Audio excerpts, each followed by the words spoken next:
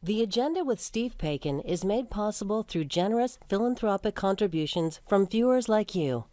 Thank you for supporting TVO's journalism. Tonight on the agenda. It's very useful to think of depression as something that is just part of the human condition. And I do agree that it's been part of our evolutionary past. And to view it as something that is negative is just needless. Then, later tonight. This is where social connection really pays off. When we're under a lot of stress, when the world is being tough on us, these close connections we have allow us to sort of dissipate that, to share the stress, and to feel like somebody is there and somebody cares.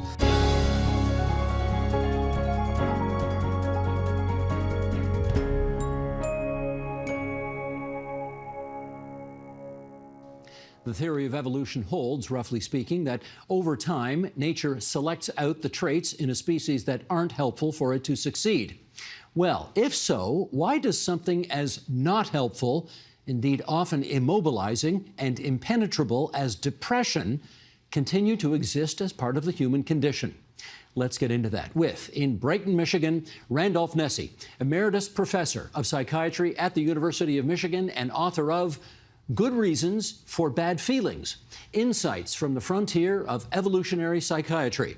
In Halifax, Nova Scotia, Marianne Fisher, Professor of Psychology at St. Mary's University in Halifax and an affiliate faculty member at the Kinsey Institute at Indiana University. And here in our studio, Paul Andrews, Professor of Evolutionary Psychology at McMaster University in Hamilton. And Paul, it's good to meet you and have you here in our studio. And to Randolph and Marianne and Points Beyond, thank you for joining us tonight as well. I want to start with a quote from Inverse.com, which is an online magazine, covers all sorts of topics like technology, science, culture, mostly for a millennial audience. And here's what they say.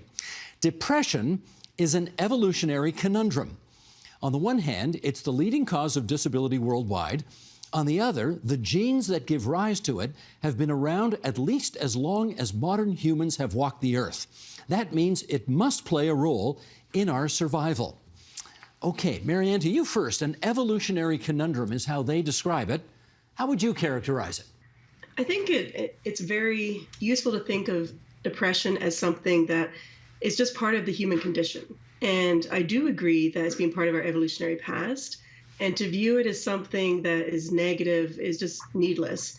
So the conundrum really, I think, is being encapsulated in that quotation because it's, we don't like to think of it as something that could be useful or has played an important role over our entire existence, but it is part of who we are, just like being happy and sad and fearful and angry are part of who we are. So it's a really mixed bag. Paul, how would you characterize it? Yeah, I really like what Marianne just said. I view depression as an emotion like many other emotions. And what we know about painful feelings, painful emotions, is they all motivate us to avoid something harmful in our lives. If we think about the pain that you feel when you have a sprained ankle, what it does is it motivates you to keep your weight off your ankle so you avoid further injuring it. Same thing with fear. Jealousy motivates you to avoid an infidelity, et cetera, et cetera. What does depression motivate us to do? That's where the conundrum is, as I see it. It's been a puzzle for many of us studying depression to figure out what it is that depression motivates us to avoid. Well, let me hold you off there because we're going to unpack that during the course of our discussion. We'll get into, Randolph, I'll get you in here now. We're going to obviously get into different theories as we continue our conversation. But in your view, to what extent are we still unraveling the evolutionary mystery of why depression exists?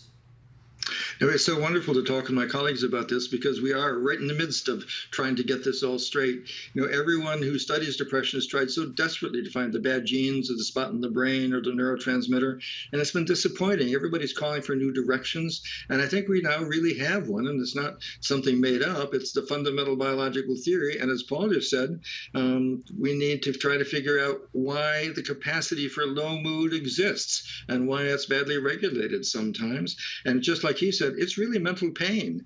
It seems like natural selection making us having no pain would be great, except sadly, people who are born with no pain usually are dead by the time they're 30 or 40. So there are very useful ways, and it all depends on the situation you're in. The mystery, though, I think, is why the regulation mechanism gives us so much useless depression. Paul, let's follow up on that. How does your work explain why depression exists? My primary interest, first of all, it's important to know what we're talking about when we use the word depression. Most everybody in the field understands that the word depression really applies to a collection of traits. They share sadness and the loss of pleasure in common, but they differ in other features. So for instance, when you get sick with an infection, that causes a type of depression. When you're starving, that also causes a type of depression. The kind of depression I'm interested in is probably one of the most clinically important ones, and that's ruminative depression. It's a depression that occurs that causes you to think persistently about the problems that made you depressed in the first place, particularly the causes of those problems and the consequences of those problems. So that's just background for what it is that I try to study.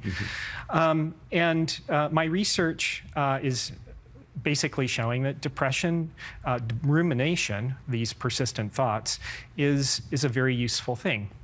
So I have a good example of that will make intuitive sense to most of the viewers for how depressive rumination can be useful. Fire away. Okay, great.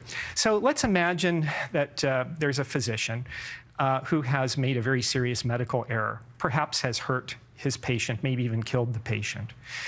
Most physicians, unless they're psychopathic, would feel a lot of agony over this because their whole job is to try and help their patients. Now, errors happen within medicine. They happen, almost every physician's going to make a serious error at some point in their life. So anyway, they're going to feel a lot of agony. The agony will often reach clinical levels. They'll show the features of depression, of anxiety, acute stress reactions. And what are they feeling agony over? Well, they've hurt their patient.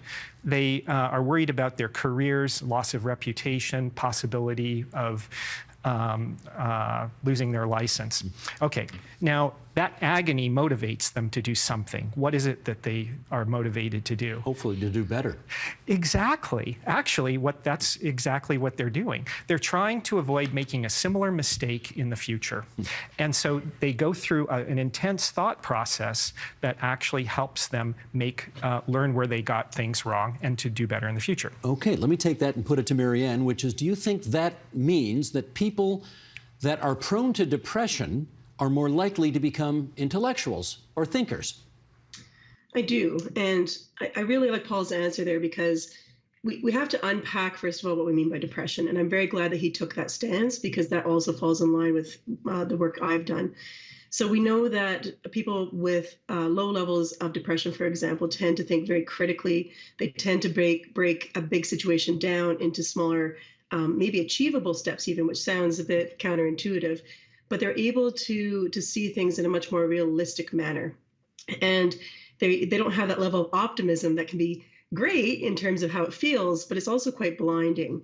And so depression, at least in the forms Paul's discussed, might be very useful to make us think intellectually about a situation, break it down into those smaller, maybe more achievable steps as we ruminate upon how to solve those things and maybe make some progress.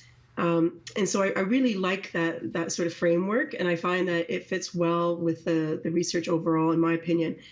In terms of the second part of your question, though, I think intellectuals, I think they do take those bigger problems, and if they're going to be, good at solving them, they have to break it down. And I think there is therefore that link between the cognitive mechanisms underlying some forms of depression and maybe more intellectual routes of thinking. Randolph, let me come at this another way with you. Evolution creates instincts that motivate us to do things to help our survival. Depression can lead to a lack of motivation entirely. So how would depression have been useful, evolutionarily speaking? A well-put question. That puts your finger right on the conundrum, doesn't it? And if it stops you from doing things, how can that possibly be useful? But here's the way of looking at it. I mean, are there situations in which it's best to not take risks, not do things? And sure, there's lots of them. If you're in the middle of the winter, like my ancestors in an island in the North Sea, and the optimistic ones say, it's February, but I'm going to go out and find some food anyhow. I mean, those ancestors are no longer with us. If you're trying to reply to school for the 5th time, you're probably wasting your energy. There's a big difference between sadness, which is how we feel after a loss, and low mood and depression, which is what happens in a bunch of different situations, as Paul has emphasized, but especially when we're pursuing an unreachable goal. There's a whole sequence of unpleasant feelings that come up. First, you lose interest, and then you try a different strategy. If nothing works, disengage motivation entirely and try something different. So when you're trying to do something that's pursuing an unreachable goal, the best thing to do is try a different route, pause, wait, and if nothing works, quit. Marianne, I see you nodding there. Can I get you to react to what you've just heard?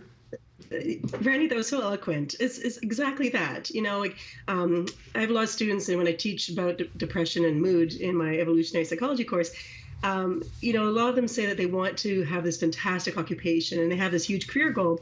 And statistics show us that is highly unlikely, to put it politely. And so what we talk about is, yes, it's good to have that lofty dream. Why not, right? But if you're going to waste all your time and energy and in pursuit of that dream, and in the meantime not get anywhere, this is not fruitful. And so we talk a lot about having, plans A, which could be like the lofty dream, but then having plan B, C, D, and E.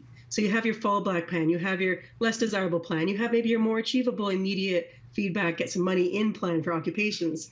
And I think it's so useful to think about that sort of balance point between that motivating spirit of, in Canada, we want to do all these great things and have the best life ever, but what's actually achievable, And I think if we set ourselves up for failure, we can't help but experience that devastation of a loss. So I really appreciate that framework that Randy put in place there. Paul, does all of that fit with your view? Yeah, I mean, I do believe that frustrated goals are an important trigger or cause of depression. I'm not sure that it encapsulates all the different causes of depression, but definitely I see a lot of commonality in thinking between Randy's framework and mine. So don't dream too big? Well, of course, natural selection sometimes asks us to dream big. And, if you don't dream big, you can never actually succeed big. It's just that, there are a lot of stuff in life involves taking risks. And if you're going to take risks, then sometimes maybe a lot of times you're going to lose. Randolph, let me get you to do sort of a evolutionary psychiatry 101 here with this. Depression can lead to social withdrawal. There's another theory based on observations of primates, we're told, that may explain this. So let's do that. What is social rank theory?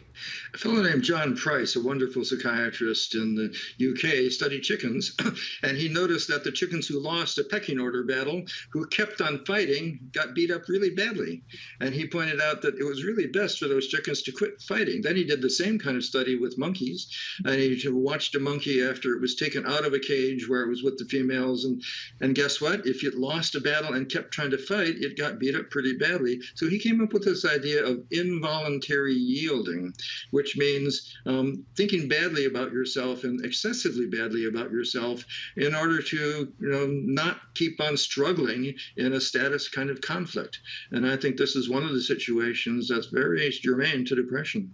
Marianne, do you think this applies to humans? I do. My main area of research is women's competition with each other, so intersexual competition. And I think in light of all the recent news about social media, for example, and how women are, as young women especially, are beginning to feel a loss of position, right? So they're constantly ranking themselves amongst their friends or have those indirect mechanisms where they're judging themselves against others. I do think that involuntary yielding is playing a significant role. But I think the underlying part of that is still, the evolutionary psychology of people trying to find the best mates possible, to form the best coalitions possible, and have the best prognosis for their own survival. I got to use a sports analogy here for Randolph because, and since you are University of Michigan, the Detroit Red Wings never would have won 3 Stanley Cups in 6 years in the 1990s with the president of the Maple Leaf Hockey Club as one of their star players, if when the going got tough, the tough got going, if they just quit when things got too hard. So again, does this really apply to humans? So sometimes, actually, I refuse to do interviews on public media because the interviewer will say, so doesn't your theory mean you should just quit? And of course, no. The reason this is also difficult is that there are good reasons why people don't quit pursuing some unreachable goal, like trying to get your kid off drugs or trying to help your spouse with cancer or trying to stop your own drinking. I mean, these are really poignant, intimate, deep life problems. And this is why, any generalization doesn't work. I'd say the deepest generalization I come to, that way that evolution makes things more useful, is let's use our understanding of why low mood exists to talk in depth for hours with people about the details of their lives to try to figure out why it is they're stuck in some place instead of trying to have a simplistic solution. Okay. I'm glad you indulged me in that question anyway, and that you're going to stick with us for the rest of this, right? I agreed to stay on this show. I look forward to the rest of it. Terrific. Okay. Paul, how about this? Depression does not exactly make you optimistic about the future. Is pessimism evolutionarily advantageous? Certainly can be. There's this concept in social and cognitive psychology called defensive pessimism, and it basically involves viewing the future negatively so that you can prepare for a negative future by having backup plans. Like, oh, if the things don't work out the way I want them to do, I need to have a backup plan. That is called defensive pessimism, and that concept is very adaptive. And that certainly plays a role in the depressive states that I study as well, yeah. Marianne, where are you on this notion of defensive pessimism?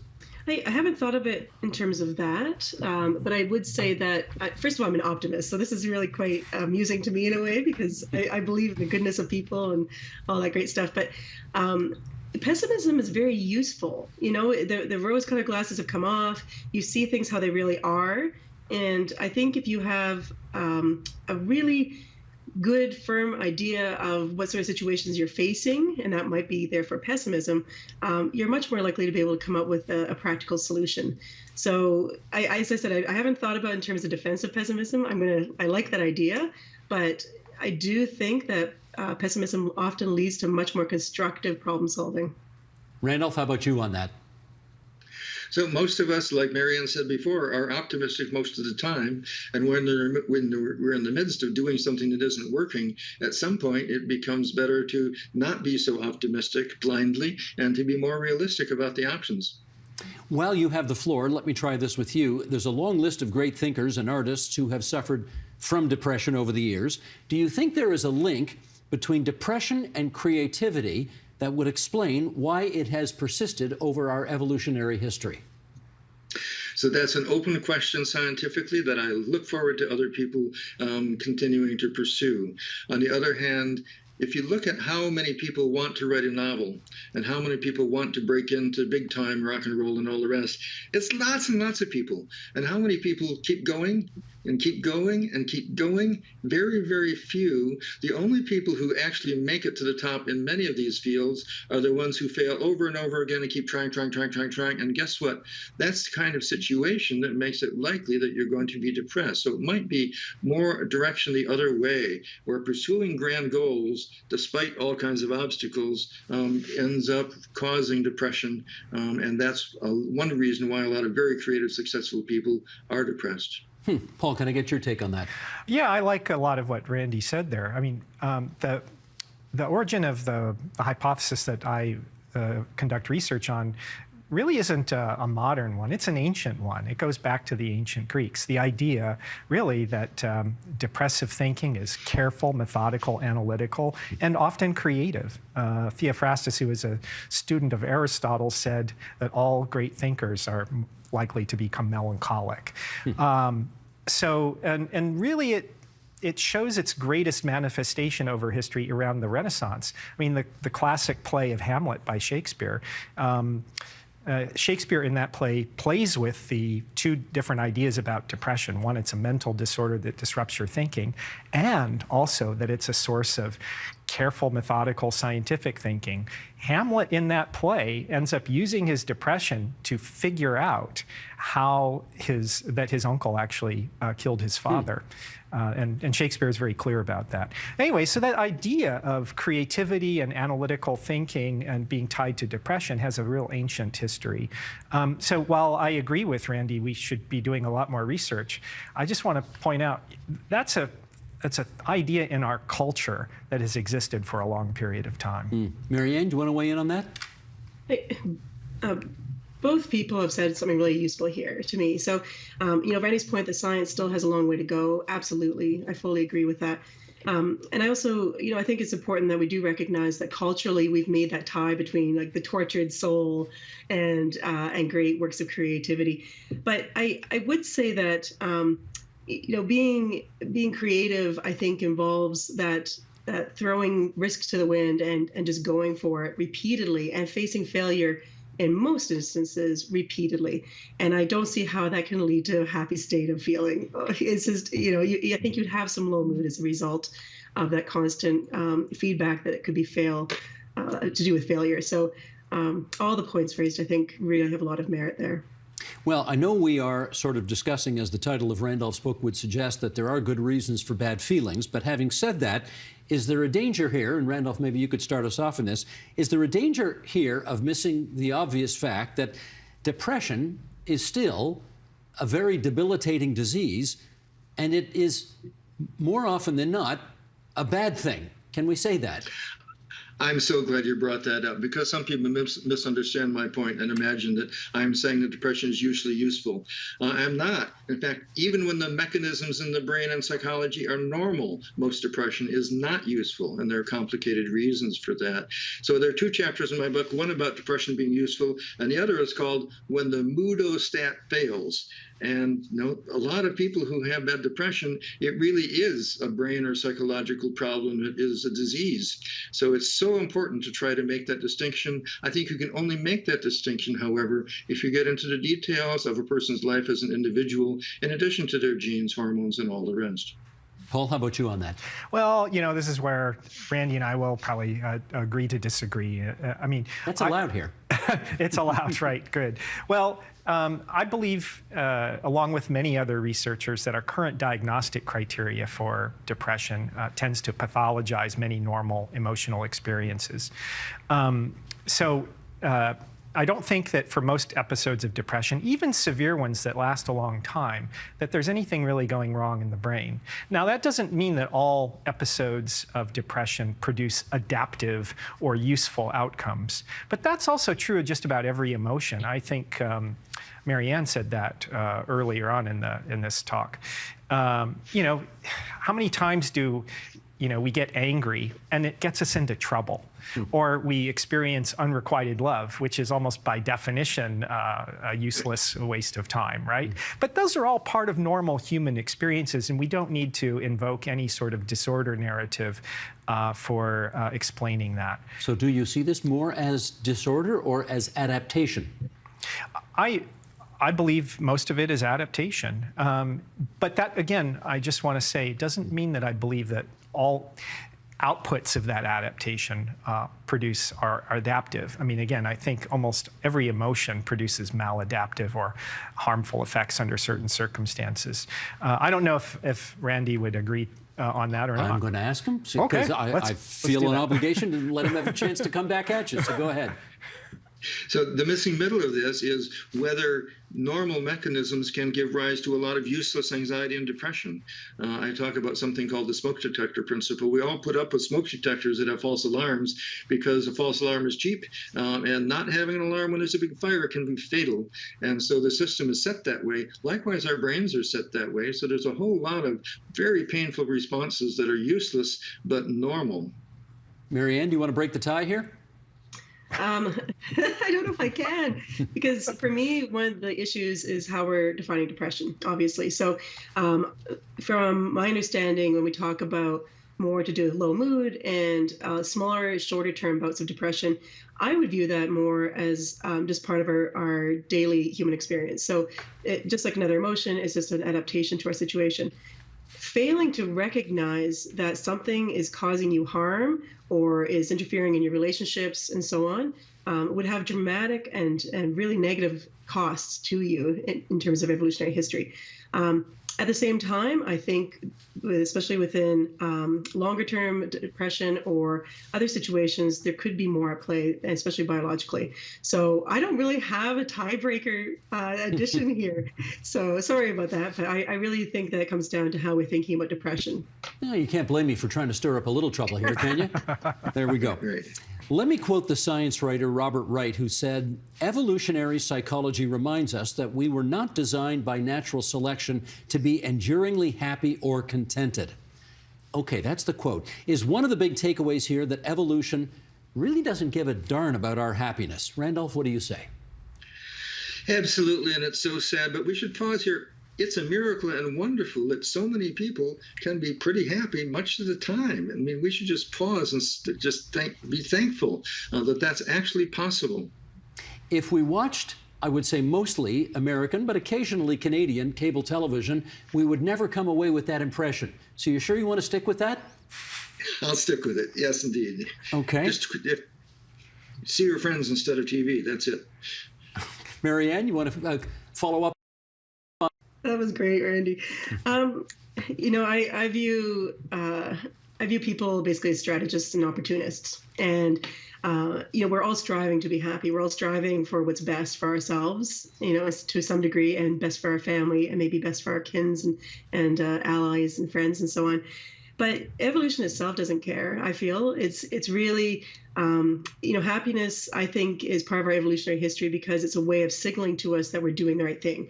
And we're trying to, we're motivated rather to try in the right approaches that will help either improve our fitness or the likelihood of our children surviving, ourselves surviving, and so on. So I don't think evolution has any sort of goal that way.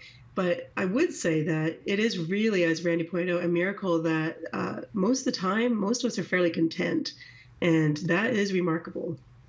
Paul, we heard Randolph say earlier that most people who never have a sad moment in their lives end up not living very long. Do you think being content and happy all the time, is that an evolutionary disadvantage? Yeah, I do. I think that our nervous system, evolution has given our nervous system the capacity to feel so many different kinds of feelings, you know, painful feelings. You know, you can think about all the different pain receptors that allow us to feel the pain of hot or cold or smashing objects or cutting objects, etc. And then with our emotions, we have all sorts of painful feelings: shame, guilt, sadness, depression, anxiety, fear, etc. They're there for reasons. And as you know, as Randy said, yeah, I mean, if people who lack the ability to feel pain have very short lives, and that's probably true with depression too. Depression has its place in our life. We need to figure out what it is that depression does. But the other thing that I would say is, like Randy, I'm not of the opinion that just because depression might be evolved and do something useful, that doesn't mean we should like glorify it or say that people shouldn't seek out treatment or help. But I do think that understanding whether or not depression is an evolved adaptation that natural selection has given us, or it's a disorder where something's going wrong in the brain, those will determine which therapy may be best for the treating, right? So understanding etiology, the cause of a condition like depression, whether it's a disorder or a normal emotional state, that's crucial to how we treat. Randolph, we just heard Paul say we shouldn't glorify depression, but don't we tend to do that? Don't we look back and look at the Ernest Hemingways of the world and say, my goodness, they were so magnificent and they lived amidst all of this depression, and look at what wonderful things they created? Sounds like we do glorify. I think we do sometimes, yep. And, we haven't mentioned bipolar disease. That's really quite a different kettle of fish than the kinds of depression we've been talking about. And it may well be the case that many people with bipolar disease do have special kinds of creativity and pay a terrible price for it. So again, it's complicated, and we need to ask people one by one to try to understand things. Down to our last couple of minutes here. Marianne, let me put this to you. What are the practical applications of looking at depression and mental illness through this evolutionary lens? I think the biggest benefit is understanding that depression is part of who we are. And, when people ask you how you're feeling and you say, oh, I'm happy, they go, great. I'm busy, great. But when you say, I'm experiencing low mood or I'm feeling depressed, if they really care, they're going to say, oh, what's going on? And if you really care about them, you would actually be honest and say you're feeling that low mood and depressed. So I think the benefit to having the evolutionary approach is that it teaches us that the stigma we have in place about depression doesn't need to be there. It can be removed, and it can allow us to reach out maybe more freely if we view it as part of our evolutionary heritage. It's not something that you in particular may have done within your own life situation that's caused it. So I think it might help us to be a bit more free about discussing it and having that the weight of evolutionary psychology behind us to begin to unpackage what's going on for the individual. But I would like to point out that Randy made one really important point, I felt, and that was that, we can't have these broad generalizations across individuals. And in psychology, especially, I think we're very aware that we have to have individualized forms of treatment. And I think evolutionary psychology here would be one part of that treatment or one part of that discussion. And of course, we need to understand individuals a lot deeper to really have that benefit overall. Sure. Randall, practical applications of looking at this through an evolutionary lens? So actually, an article was just published 2 days ago by Hans Schroeder, a colleague of mine at University of Michigan, where he did a study looking at the implications of how we view our own depression. And one group of people were given the idea that depression is a brain disease and that's it. And other people were told it's more like what Marianne was saying and Paul is saying, that it's a part of our lives and it has functional significance. It turns out that thinking about one's own depression as just a product of the brain without thinking more deeply about it makes people passive and pessimistic about their ability to get better. I'm going to give a half a minute case. I once saw a sad kid who had been living in his parents' basement for years, and he came in and said, we got to do something different. I've tried 7 different drugs. You've got to find one. I said, well, what else can we talk about? He says, well, I know it's a brain disease, and I'm just waiting until someone finds the right drug. I said, you got to get out of the basement, man. And he said, no, it's a brain disease. We just have to wait. So this is a situation where I think our evolutionary framework helps people to take a broader, less stigmatizing view of their own problems. Paul, last word to you on this. Yeah, well, I agree a lot with my colleagues there. I'm going to come back to the idea that most depression probably is a normal emotional response. But with all of our adaptations, with our heart or eyes or whatever, they can all malfunction at some rate. So I believe that an evolutionary understanding will be better at helping us to understand the normal depressed state as a normal emotional experience, and those instances, probably much fewer, where there is something really going wrong in the brain. And once we have a good understanding of the how to distinguish and identify the 2 different types, we're going to be in a much better position for figuring out how to treat. Again, I think something like a psychotherapy really works well under a model of this is a normal emotional response, whereas pharmaceutical drugs are much more understandable under a disorder framework. Gotcha. That was fascinating, you 3. Thank you so much for coming on to TVO tonight and having this conversation. Randolph Nesse in Brighton, Michigan, Marianne Fisher, Halifax, Nova Scotia, Paul Andrews of McMaster University here in our studio. All good wishes, everybody. Thank you. Thank you very much, Steve.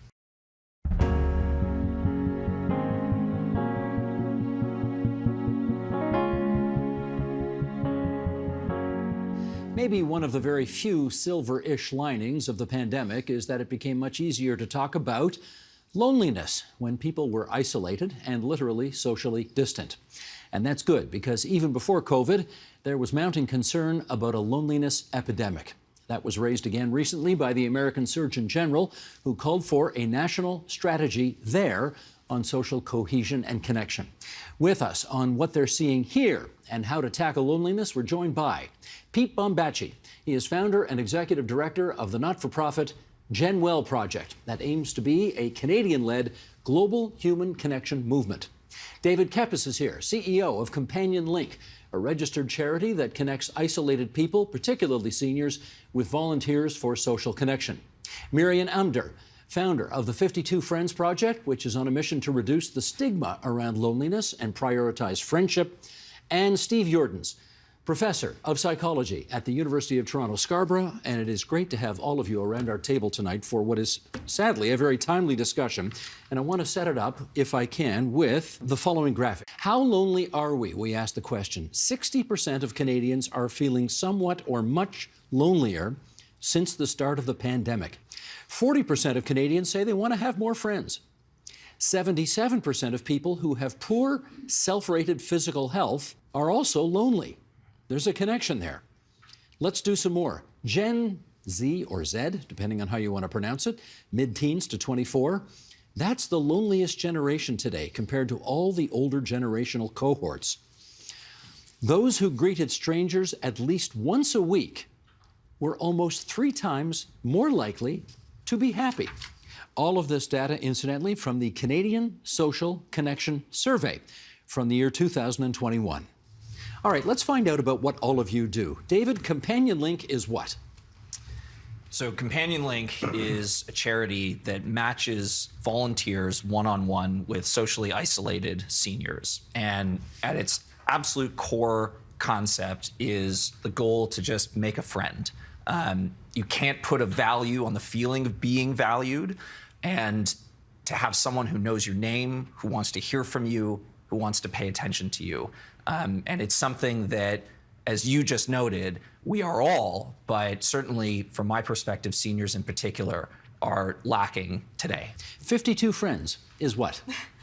So beginning in October of 2022, I made it my goal to make one friend a week. I was experiencing a period of loneliness, and I thought that a way for me to help with that is to meet one friend a week and to document it. And I realized that a lot of other people are struggling with loneliness, especially people my age. I'm 25, so I think that that's kind of a point in our lives when we move from our childhood friends to our adult friends, and that can be difficult for a lot of people.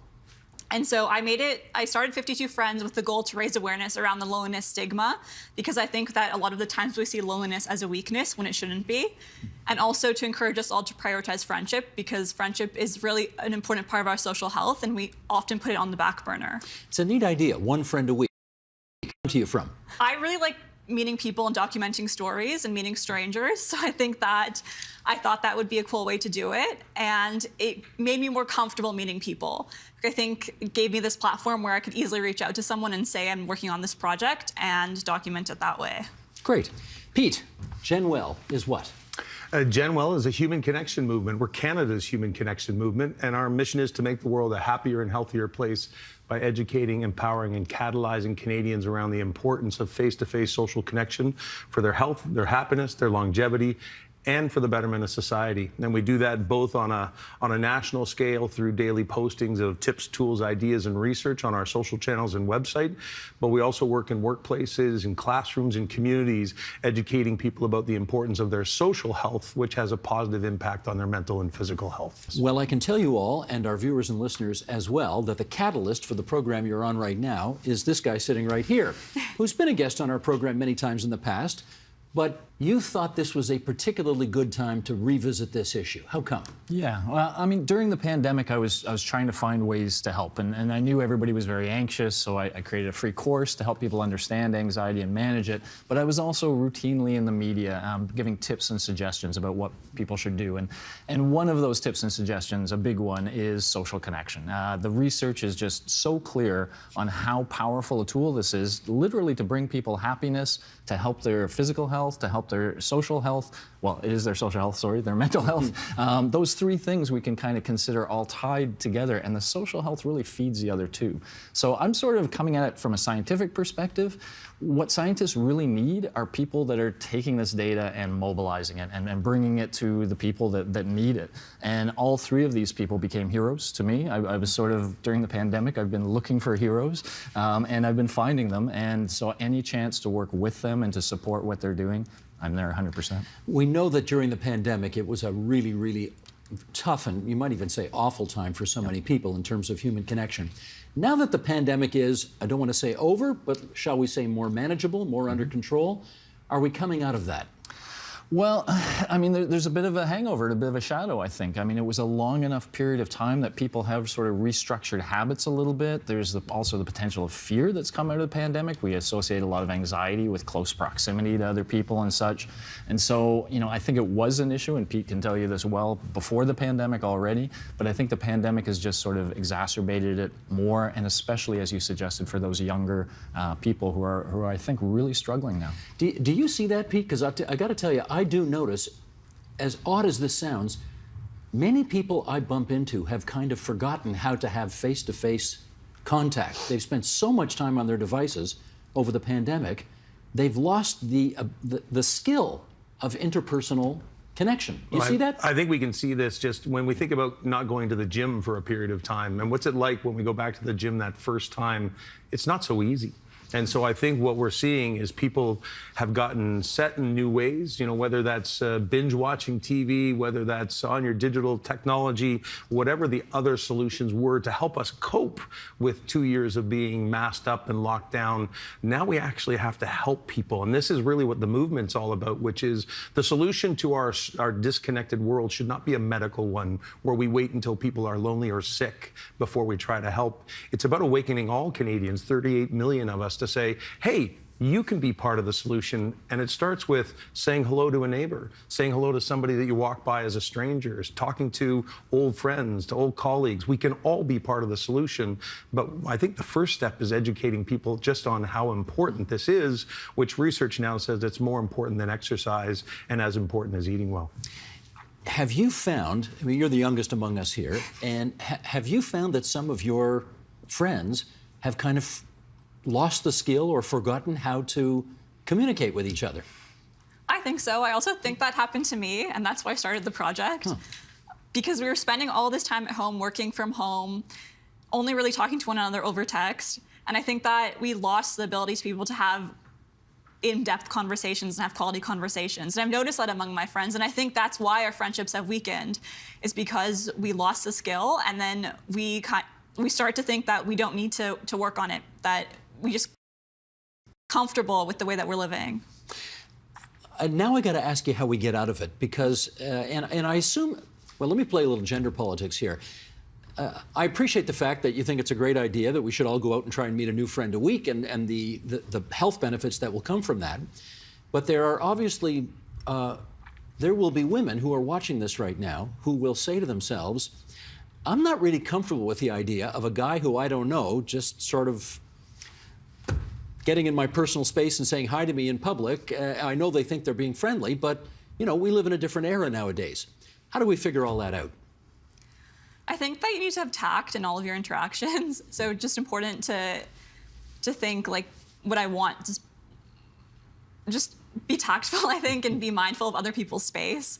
I think we can usually feel when someone wants us to come up to them or not. So think of the environment that you're in. If you're at a networking event, you probably don't mind if people are coming up to you. If you're talking to your neighbor, you probably don't mind if he comes up to you. But if it's out of the blue and you're walking down the street with your groceries and someone's on the phone with you and then someone walks up to you, maybe you won't appreciate that. No, I get that. And Steve, let me get some help from you on this as well, because one of the suggestions that I've read about is that you should say hi to a stranger, you know, when you're walking down the street. Just say hello. Now, some people are going to be a little put off by that. So how do we handle all this? Yeah, I mean, the research is kind of interesting. So the research suggests that most of us, if we're asked, what's going to happen if you go talk to a stranger? We think it's going to end horribly. We have what's called a fear of negative evaluation. We think they're not going to like us, they're not going to whatever. When you actually look at the experiments and the data, when you make that connection, at least 90% of the time it goes well, and the people feel very positively from it. We don't worry about the 90, we worry about the 10. We worry about the 10, and that is, you know, in this story, we say, hey, there's this happy solution, we just need to do better social connection. But there's a villain in the story, and that villain is social anxiety, and in fact, you know, we talk about young people losing the skill. It's unclear whether they ever developed it to the same extent where you and I did, because they've been communicating through social media for a long time. Social media does not give head nods, does not give, you know, all the nonverbals that when Miriam talks about having tact. You know, we have to be able to read those signs to feel comfortable in a conversation. And I think a lot of young people were not given as much practice. And so they find it, even pre-pandemic, people coming to my office hours would say, this is really, you know, it stresses me out, you're intimidating. I'd be, me? But to that generation, they feel this is a real challenge. David, you may have started your program dealing with senior population. How about younger people? Are they involved in your efforts as well? You know, that was actually one of the biggest shifts for us about a year into our organization. I mean, we remain focused on reducing isolation amongst seniors, but the benefit to the volunteer, and we work with so many people who are, you know, at sort of the student age or in their 20s or early 30s, what they can learn and what they can benefit from interacting with someone who's from a different generation is absolutely extraordinary.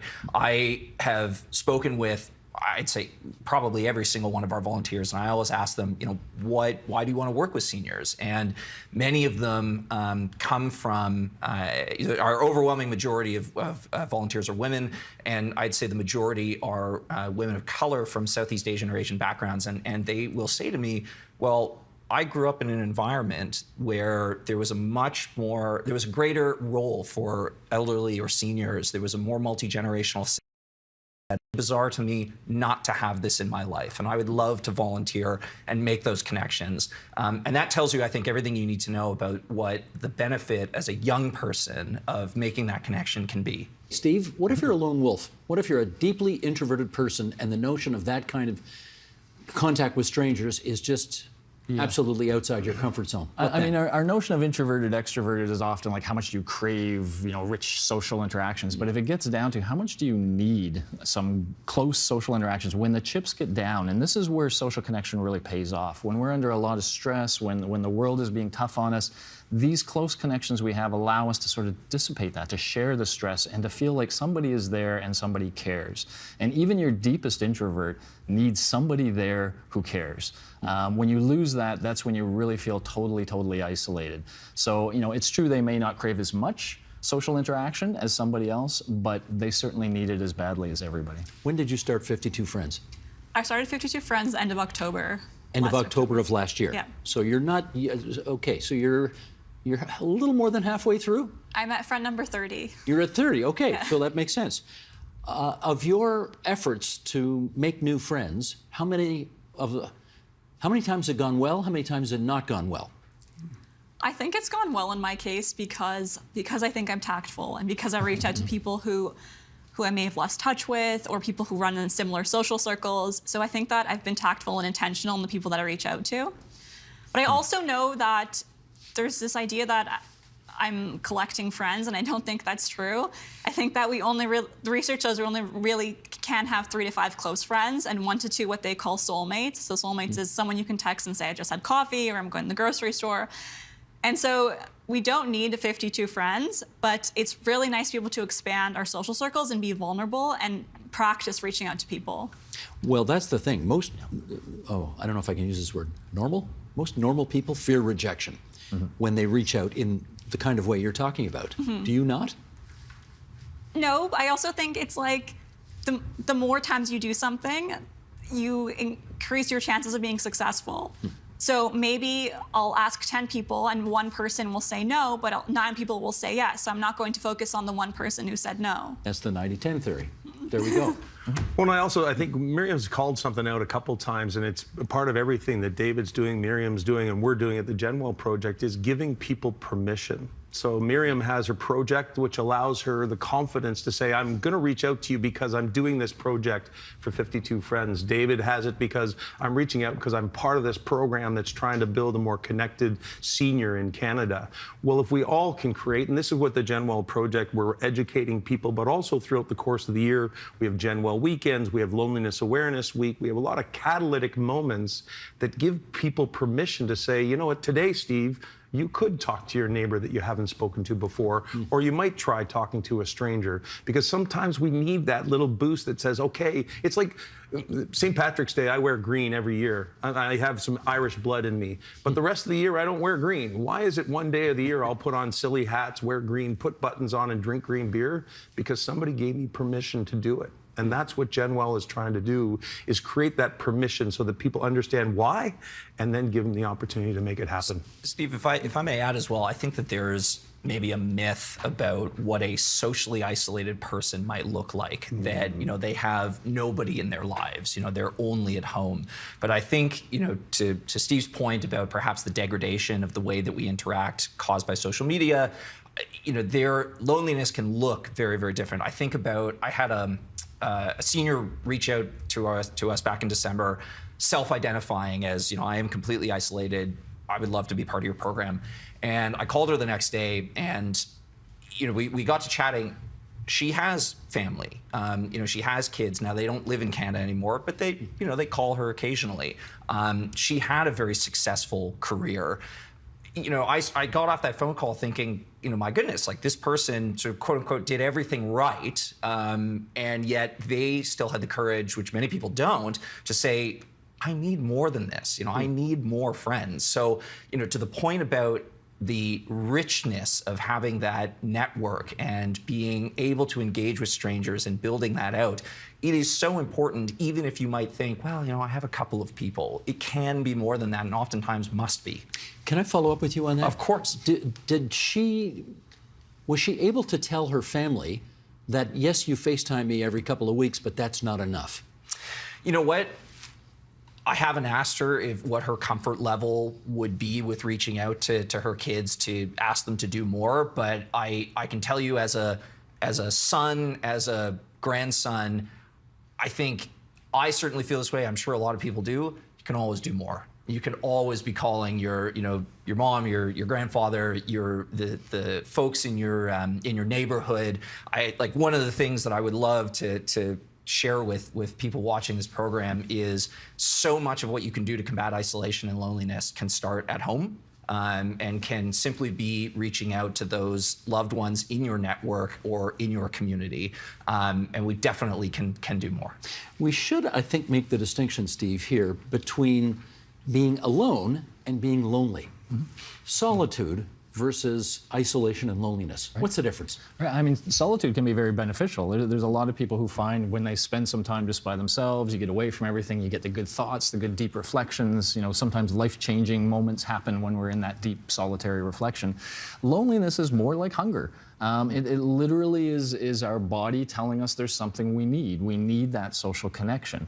And the normal response to loneliness is to go out and do something. It's just we've sort of created a world now where people find that a very difficult step. And one of the things I love about what all of these people are doing is there's the awareness that this is important. That's hard first, because our conscious mind doesn't always understand the importance of the emotional connections that we have. So we have to kind of convince people through the data, no, this will work.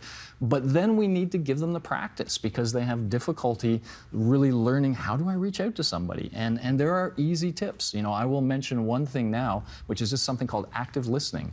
If you think, how do I have a conversation? Go check out active listening on the web. Basically become a reporter, almost like yourself, Steve, where you get good at just asking people more questions about their life.